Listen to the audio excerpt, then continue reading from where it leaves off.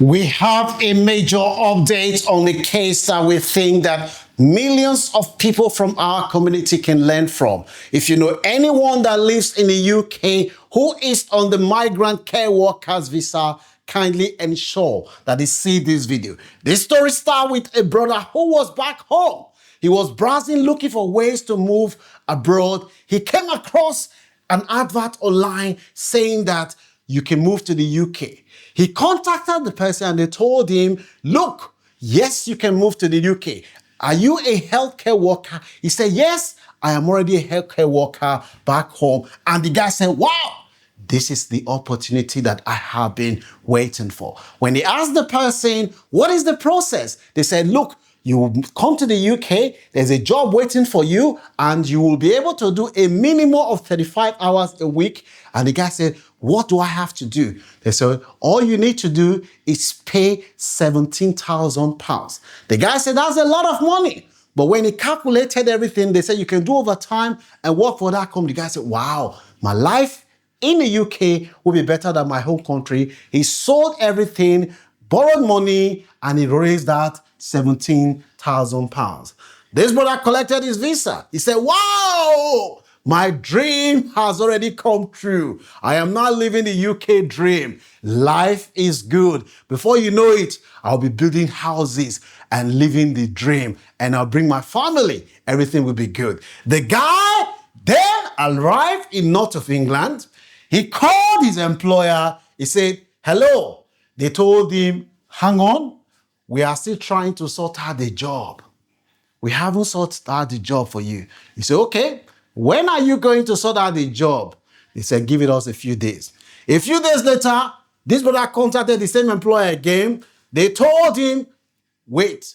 Before he knew what was happening, he now realized that a lot of people are in similar situation. This company hasn't got a job. And this is a case that will resonate with a lot of immigrants for our community. This brother was in limbo. I am in the UK. I do not have any family. I do not have any friend. How do I survive? When you find out what happened to this brother, you'll be shocked.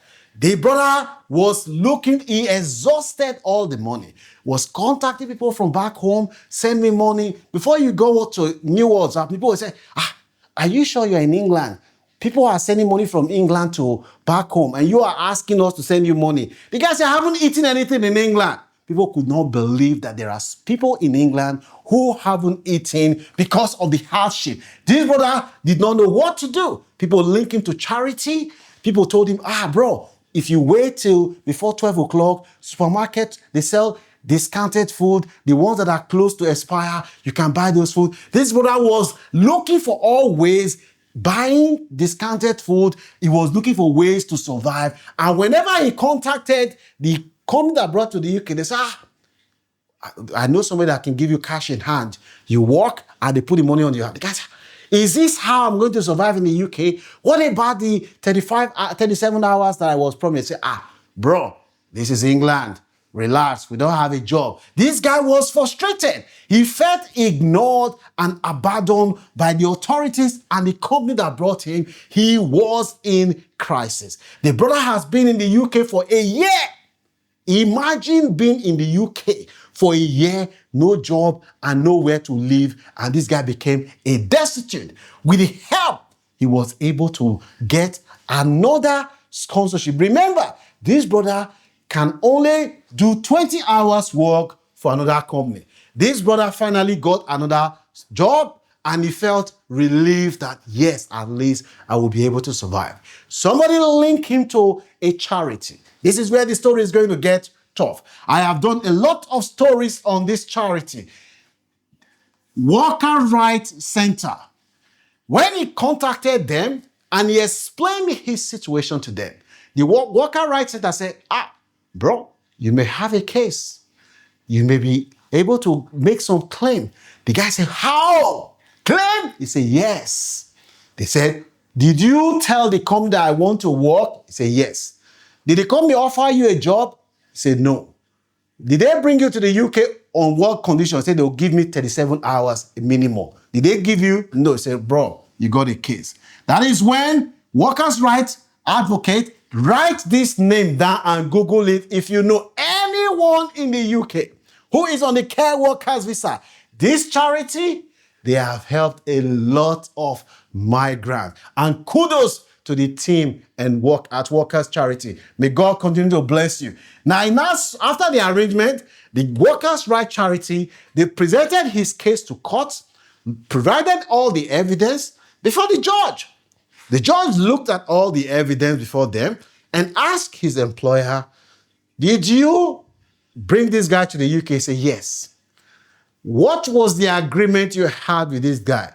He said, we will give him 37 hours a week minimum. Did you give him the 37 hours a week? He said, no. Was the guy sick? No.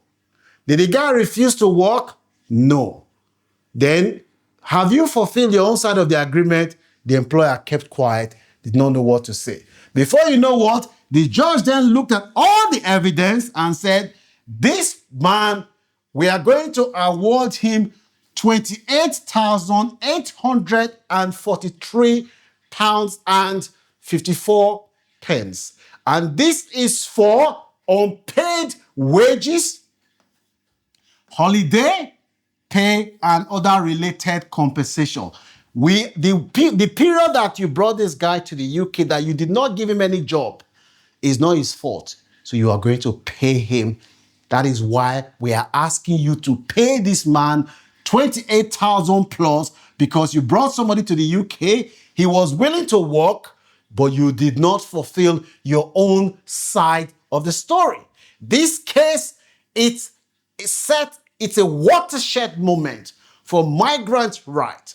And one of the criticisms of the judge and workers' right is the fact that the process of switching employer from one employer to another employer is very, very rigid. And the judge even said that a lot of migrants feel that they are living enslaved, because whether you like it or not, you cannot leave the employer. You're being abused. You wake up in the morning, you don't want to go to work, but because you know that without that employer, you cannot renew your paper in the UK, you are stuck to that employer. This is why we have been using all avenues to call on the UK government to at least remove that clause so that those on the care workers or other visas should not be tied to one employer, so that they have the flexibility of being able to switch employer. We are not talking about them being given benefit, but we are asking, and we'll continue to use our platform to put pressure on our elected politicians to make sure that this is something that they do. It's been reported that a lot of migrants, even from the Nigerian community, sold their houses and everything, came to the UK, and they were not given a job. So if you know anyone now who came to the UK, whose employer did not give a job, tell them to contact Workers' Right Charity. Google their contact details. You may be entitled to compensation. What are the lessons that can be learned from this case? Number one, do your research. Before you make any commitment, before somebody sells you false prophecies, false hope that when you come to the UK, it's going to be like this, do your research. And go onto Google, type the name of the company and say, is this company linked to scam?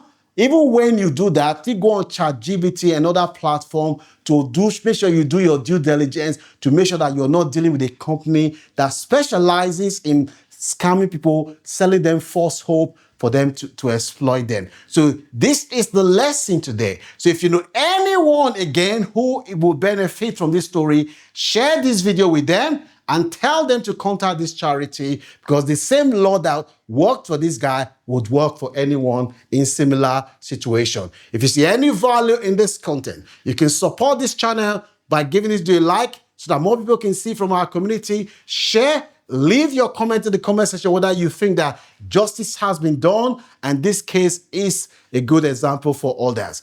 Don't forget to like and share. Peace. I'll see you soon.